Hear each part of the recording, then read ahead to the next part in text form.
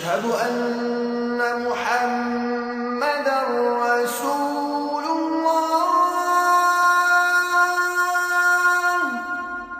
الله وبركاته. نحمده ونصلي ونسلم على رسولنا الكريم، أما بعد، فقد قال الله تبارك وتعالى: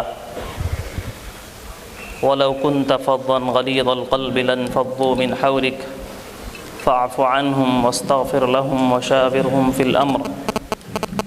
وقال نبينا صلى الله عليه وسلم: سل من قطعك واعف عمن ظلمك وأحسن إلى من أساء إليك، أو كما قال نبينا صلی اللہ علیہ وسلم. اسٹیج پر رونق افروز ملک اور ملت اور قوم کے ترجمان اور اس جلسے عام کے معزز و محترم سامعین کرام، ہم سب جانتے ہیں، ہمارا یہ ایمان اور یقین ہے کہ ہم سب کے آقا محبوب خدا خاتم النبیین صلی اللہ علیہ وسلم دنیا کی وہ سب سے باعزت، با احترام اور بہت ہی زیادہ قابل تعریف نبی صلی اللہ علیہ وسلم ہیں کہ جن کے بارے میں اپنے تو کیا پرایوں نے حضرت صلی اللہ علیہ وسلم کی تعریف، حضرت صلی اللہ علیہ وسلم کے کارناموں پر مستقل کتابیں لکھی ہیں، مستقل اشعار لکھے ہیں. قریب زمانے میں پڑوس کے ملک نے ایک کتاب شائع کی حضرت رسول اللہ صلی اللہ علیہ وسلم کے اشعار پر مشتمل. وہ ساری کی ساری کتاب میں جو شعراء ہیں اور جتنے نعت گو شاعر ہیں وہ سب کے سب غیر مسلم ہیں. 200 سے زائد غیر مسلم شاعروں کے اشعار جمع کیے، وہ سب کے سب محبوب خدا ہم سب کے آقا جناب محمد رسول اللہ صلی اللہ علیہ وسلم کی نعت بیان کرتے ہیں. وہ برملا اعلان کرتے ہیں کہ ہمارے آقا جناب محمد رسول اللہ صلی اللہ علیہ وسلم ساری انسانیت پر ان کے احسانات ہیں. وہ کون سا پہلو ہے اور وہ کون سی جگہ ہے اور وہ کون سا شعبہ ہے جس میں میرے آقا صلی اللہ علیہ وسلم نے انسانیت کی رہنمائی اور رہبری نہ کی ہو. میرے آقا صلی اللہ علیہ وسلم نے کبھی اپنے گھرانے کا نہیں سوچا، کبھی میرے آقا صلی اللہ علیہ وسلم نے حسن حسین کا نہیں سوچا، علی و فاطمہ رضی اللہ عنہما کے بارے میں نہیں سوچا، ابو بکر، عثمان، علی اور عمر بن خطاب کے بارے میں نہیں سوچا، بلکہ سب سے زیادہ حضرت صلی اللہ علیہ وسلم نے فکر کی تو وہ ساری امت کی فکر کی. اور جتنے آپ کے کارنامے ہیں اور جتنی آپ کی رہنمائیاں اور رہبری ہے اور جتنے آپ کے احکامات اور فرامین ہیں، اس سے صرف مسلمان ہی نہیں کائنات کا ذرہ ذرہ فائدہ اٹھا رہا ہے. نبی علیہ الصلاۃ والسلام نے سب سے پہلا کارنامہ مکے کے اندر وہ ظلم کی بندش تھی، راستوں کو پرامن فرمایا. کیا صرف مسلمانوں کے لیے؟ نبی علیہ الصلاۃ والسلام کا یہ کارنامہ سارے انسانوں کے لیے تھا. نبی علیہ الصلاۃ والسلام نے برملا کھڑے ہو کر یہ بیان کیا کہ دیکھو اپنی بچیوں کو زندہ درگور کرنا یہ ظلم ہے، یہ جرم ہے، یہ گناہ ہے.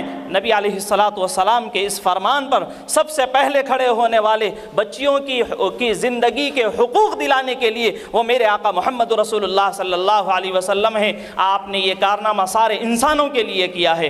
نبی علیہ الصلاۃ والسلام نے عورتوں کو اتنی عزت عطا فرمائی.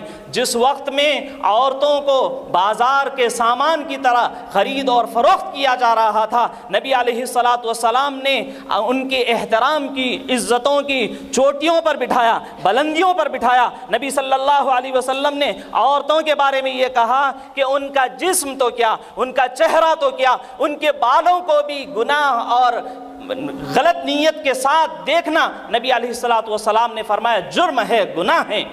یہ نبی علیہ الصلاۃ والسلام کا کارنامہ سارے انسانوں کے لیے ہے۔ نبی علیہ الصلاۃ والسلام نے ماؤں کے قدموں کے نیچے جنت قرار دی، یہ نبی علیہ الصلاۃ والسلام نے سارے انسانوں کے لیے کیا۔ نبی علیہ الصلاۃ والسلام نے پڑوسیوں کے حقوق سمجھائے، یہ نبی علیہ الصلاۃ والسلام نے سارے انسانوں کے لیے کیا۔ نبی علیہ الصلاۃ والسلام نے بوڑھوں کا احترام سکھایا، یہ نبی علیہ الصلاۃ والسلام نے سارے انسانوں کے لیے کیا۔ آپ علیہ الصلاۃ والسلام نے یتیم کے، بیوہ کے، غلام کے حقوق سکھائے، یہ سارے انسانوں کے لیے نبی علیہ الصلاۃ والسلام نے کیا۔ کیا کیا کارنامے نہیں ہیں، کیا کیا باتیں نہیں ہیں، اگر بیان کی جائیں تو رات ناکافی ہوگی۔ شاعر اسی وجہ سے کہتا ہے لا یمکن الثنا کما کان حقہ بعد از خدا بزرگ تو ہی قصہ مختصر، کہ آپ کی تعریف اور حمد و ثنا ہم ناقص لوگ کیا بیان کر سکتے ہیں، ہمارے قلم کیا بیان کر سکتے ہیں، ہماری زبان کیا بیان کر سکتی ہے۔ زبان گونگی ہو جاتی ہے، قلم خاموش ہو جاتا ہے، محمد رسول اللہ صلی اللہ علیہ وسلم کی تعریف ختم نہیں ہوتی۔ لا یمکن الثنا کما کان حقہ بعد از خدا بزرگ تو ہی قصہ مختصر۔ اللہ کے بعد سب سے زیادہ مقدس مقام و مرتبہ میرے آقا جناب محمد رسول اللہ صلی اللہ علیہ وسلم کا ہے۔ حضرت رسول اللہ صلی اللہ علیہ وسلم کی تعلیمات، حضرت صلی اللہ علیہ وسلم کی خوبیاں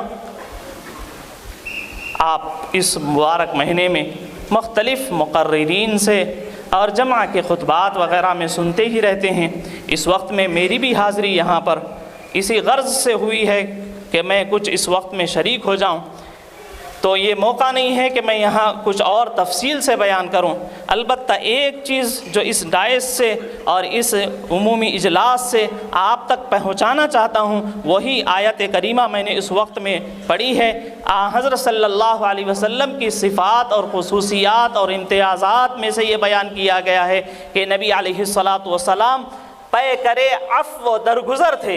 نبی علیہ الصلاۃ والسلام معاف کرنے والے نبی صلی اللہ علیہ وسلم تھے۔ آپ نے اپنے لیے کبھی انتقام نہیں لیا۔ وہ یاد کریے فتح مکہ کا موقع کہ جب سارے کے سارے دشمن سامنے تھے، وہ بھی تھے جنہوں نے گرہبان پکڑا تھا، وہ بھی تھے جنہوں نے آپ کے دندان مبارک کو شہید کیا تھا، وہ بھی تھے جنہوں نے آپ کی بیٹی پر ظلم کیا۔ وہ حبار ابن اسود موجود تھا، وہ جس نے چچا حضرت حمزہ کو قتل کیا اور شہید کیا، وہ ان کے قاتل وحشی بھی موجود تھے، بڑے بڑے دشمن موجود تھے۔ نبی علیہ الصلاۃ والسلام نے ان سب سے درگزر کیا، عفو کا پیغام دیا۔ میں آج کے اس اسٹیج سے یہ آپ سب کو پیغام دینا چاہتا ہوں، ہم محمد رسول اللہ صلی اللہ علیہ وسلم کی محبت میں ہم بھی آقا کے نقش قدم پر چلیں گے اور ہر ایک کو معاف کریں گے، بدلہ نہیں لیں گے، عفو درگزر کریں گے۔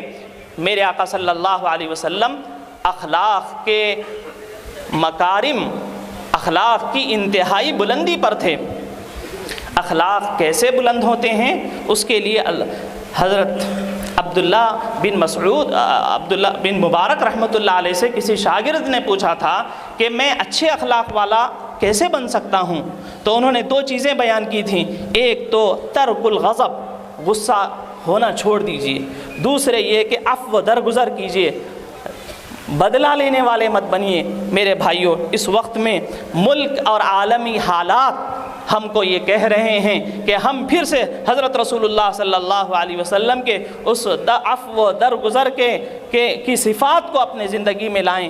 کیا حال تھا ہوگا، اس وقت کی منظر کشی کرنے کو دل چاہتا ہے جب نبی علیہ الصلاۃ والسلام کو حکم ہوا تھا کہ آپ مکہ سے ہجرت کر جائیں مدینہ، اب حرم شریف کو چھوڑ دیں، اس زمزم کے پینے کو چھوڑ دیں، وہاں کے طواف کو چھوڑ دیں، وہاں جہاں آپ کا بچپن گزرا ہے، جہاں سے آپ کی یادیں وابستہ ہیں، آپ اور آپ کا خاندان جہاں اپنا وقت گزارا ہے، وہ حرم شریف کو جب چھوڑنے کا حکم ہوا تو نبی علیہ الصلاۃ والسلام کی تڑپ ہوئی کہ اب مجھے مکہ چھوڑنا ہے تو پتہ نہیں پھر کب آنا پڑے گا، پھر کب کعبے کی زیارت ہوگی، کب کعبے کا دیدار ہوگا، اور کب ہم طواف کریں گے، کب ہم اس کے ملتزم کو چمٹیں گے، کب ہم اس کے کعبے کے پردے کو لپٹ کر اللہ سے مانگیں گے۔ اس خیال سے کہ مجھے اب مکہ چھوڑنا ہے، حضرت رسول اللہ صلی اللہ علیہ وسلم نے عثمان بن طلحہ جو مکۃ المکرمہ میں حرم شریف کے چابی کے بردار تھے، کلید بردار تھے، ان کے پاس چابی ہوا کرتی تھی۔ حضرت عثمان بن طلحہ خود فرماتے ہیں کہ ہم لوگوں کا دستور یہ تھا کہ لوگ ہر دن آتے تھے طواف اور عمرے اور کی نیت سے، حج کی نیتوں سے اور وہاں عبادت کی نیت سے، تو اس وقت میں اصول بنا ہوا تھا کہ ہر پیر اور جمعرات کو کعبۃ اللہ کا دروازہ کھولا جاتا تھا اور عمومی اجازت دی جاتی تھی اندر جانے کی۔ اس کے علاوہ کسی کو بھی اندر حرم شریف کے اندر، کعبے کے اندر جانے کی اجازت نہیں تھی۔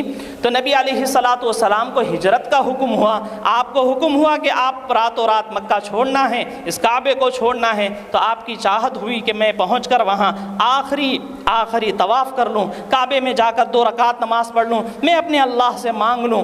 وہ لوگ جانتے ہیں اس حالت کو جو حرم شریف کو گئے ہیں، جنہوں نے عمرہ اور حج کیا ہے، کتنی محبت ہو جاتی ہے کعبے کو دیکھتے دیکھتے، وہاں عبادت کرتے کرتے، وہاں سجدہ کرتے کرتے، وہاں طواف کرتے کرتے کعبے سے ایک محبت ہو جاتی ہے۔ میرے آقا صلی اللہ علیہ وسلم تو وہیں پیدا ہوئے ہیں، آپ کے آبا و اجداد کی جائے پیدائش وہی ہے اور اسی سے آپ کا لگاؤ اور تعلق ہے۔ اب اس کعبے کو چھوڑنے کا حکم ہوا، آپ نے چاہا کہ 2 رکعت آخری مرتبہ کعبے میں پڑھ لوں۔ عثمان بن طلحہ کے پاس گئے اور یہ کہا، عثمان مجھے چابی دے دو، میں 2 رکعت اندر جا کر نماز پڑھنا چاہتا ہوں۔ تو عثمان بن طلحہ نے کہا کہ نہیں، تم تو بے دین ہو چکے ہو، تم ہمارے آبا و اجداد کے دین پر برقرار نہیں ہو، ہم تمہیں چابی نہیں دے سکتے۔ آپ علیہ الصلاۃ والسلام آپ دیدہ ہو گئے، آنکھوں سے آنسو جاری ہو گئے۔ ایک تو حرم چھوڑنے کا اور ایک تو ہجرت کرنے کا، ایک حکم مکہ کو چھوڑنے کا تھا، دوسرے اب آخری مرتبہ 2 رکعت اندر جا کر نماز پڑھنے کی خواہش تھی، وہ بھی منع کی جا رہی ہے۔ نبی علیہ الصلاۃ والسلام آپ دیدہ ہو گئے۔ آپ نے کہا کہ عثمان وہ وقت کیا ہوگا کہ چابی ہمارے ہاتھ میں ہوگی اور سامنے تم کھڑے ہوں گے، تو تمہارا اس وقت میں کیا اعتبار ہوگا اور اس وقت میں تمہاری کیا حالت ہوگی۔ تو عثمان بن طلحہ نے کہا، ایسا وقت قریش پر آنے والا نہیں ہے کہ کبھی قریش کے ہاتھ سے یہ مملکت اور یہ حکمرانی چلے جائے، ایسا نہیں ہو سکتا، جاؤ جاؤ۔ رسول اللہ صلی اللہ علیہ وسلم جانے لگے، پلٹ پلٹ کر کعبے کو دیکھ رہے تھے اور یہ کہہ رہے تھے کہ کعبہ اگر میری قوم مجھے یہاں سے نہ نکالتی تو میں کبھی اپنی اس پاکیزہ اور مقدس جگہ کو نہ چھوڑتا۔ نبی علیہ الصلاۃ والسلام کے چند سالوں کے بعد وہ مرحلہ بھی زمین و آسمان نے دیکھا کہ فتح مکہ ہو چکا ہے۔ 10,000 کے لشکر جرار، مطیع و فرما بردار، جانثار وفا شعار صحابہ کے ساتھ نبی علیہ الصلاۃ والسلام مکہ میں داخل ہو رہے ہیں۔ اس مکہ میں جس کی گلیوں میں نبی صلی اللہ علیہ وسلم کو گھسیٹا گیا تھا، اس مکہ میں نبی صلی اللہ علیہ وسلم اس شان سے داخل ہو رہے ہیں۔ ایک صحابی بڑے جوش میں آگے، انہوں نے کہا، اللہ کے رسول، اليوم یوم الملحمہ، آج تو برابر سرابر کا دن ہے۔ نبی علیہ الصلاۃ والسلام نے فرمایا کہ نہیں، ان کے ہاتھ سے جھنڈا بھی لے لیا، ان کے بیٹے کو جھنڈا دیا کہ نہیں، یہ اليوم یوم الملحمہ نہیں، اليوم یوم المرحمہ کہو۔ جب ہمارے ہاتھوں میں باغ ڈور آتی ہے، جب ہم حکمراں بنتے ہیں، جب ہمارے ہاتھ میں قیادت آتی ہے تو ہمیں نرم بننا چاہیے، ہمیں کسی کے اوپر ظلم نہیں کرنا چاہیے، ہمیں ان کے ساتھ محبت کا معاملہ کرنا چاہیے، ان کے ساتھ ہم عفو و درگزر کا معاملہ کرتے ہیں۔ نبی علیہ الصلاۃ والسلام چلتے رہے حتیٰ کہ وہ وقت آیا کہ آپ حرم شریف میں پہنچے، چابی منگائی، اندر جا کر جو 8 سال پہلے کا ارادہ تھا کہ 2 رکعت نماز پڑھوں اندر، وہ آپ نے وہ خواہش پوری کی۔ پھر اس کے بعد فرمایا، اینا عثمان ابن طلحہ، اینا عثمان ابن طلحہ، عثمان بن طلحہ کہاں ہیں؟ وہ کہتے ہیں کہ میں ڈرتا سہمتا نبی صلی اللہ علیہ وسلم کے پاس آیا، میں سمجھ رہا تھا کہ آج تو میرا کام تمام ہو جانے والا ہے۔ نبی علیہ الصلاۃ والسلام نے فرمایا، عثمان وہ وقت یاد ہے 8 سال پہلے جب ہم نہتے تھے، جب ہم خالی ہاتھ تھے، جب ہم حکمراں نہیں تھے، جب ہمارے ہاتھوں کے اندر باغ ڈور نہیں تھے، اس وقت میں تم نے ہمارے ساتھ کیا کیا؟ وہ کہنے لگے، اے اللہ کے رسول صلی اللہ علیہ وسلم، آپ کریم ہیں، کریموں سے، شریف لوگوں سے شرافت کی ہی امید کی جا سکتی ہے، کریموں سے کرامت کی ہی امید کی جا سکتی ہے، سخیوں سے سخاوت کی ہی امید کی جا سکتی ہے۔ میں امید کرتا ہوں کہ آپ مجھ سے درگزر کریں گے۔ نبی صلی اللہ علیہ وسلم نے فرمایا کہ ہاں تم نے صحیح خیال کیا، اور چابی اٹھائی اور اس عثمان بن طلحہ کے ہاتھ میں دی اور یہ فرمایا کہ عثمان، یہ چابی تم رکھو، قیامت تک کسی ظالم کے علاوہ کوئی تم سے یہ چابی نہیں چھین سکتا۔ یہ نبی علیہ الصلاۃ والسلام کا عفو و درگزر ہے۔